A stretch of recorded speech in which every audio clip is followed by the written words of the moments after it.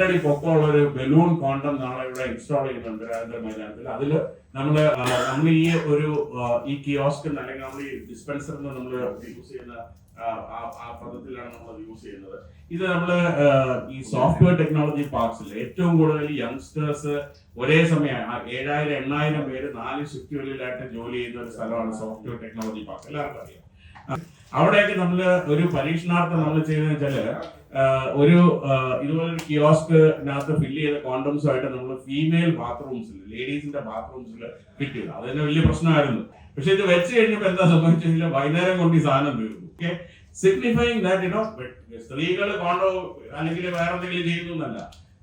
പുരുഷന്മാർക്ക് ഈ ഒരു വിമുഖത ഉണ്ടോ എന്ന് ചോദിച്ചാൽ സമൂഹത്തിൽ പുരുഷന്മാർക്ക് കോണ്ടം യൂസിനകത്ത് അതിനേക്കാളും കൂടുതൽ സ്ത്രീകൾ സേഫ്റ്റി ആഗ്രഹിക്കുന്നു, പ്രഗ്നൻസി ഡിലേ ചെയ്യാൻ ഉദ്ദേശിക്കുന്നു എന്ന് പറയുന്ന ഒരു കോൺസെപ്റ്റ് കൂടിയുണ്ട്. അപ്പൊ അതുകൊണ്ട് accessibility of condoms to women എന്ന് പറയുന്നത് ഒരു വലിയ ചാലഞ്ചാണ്.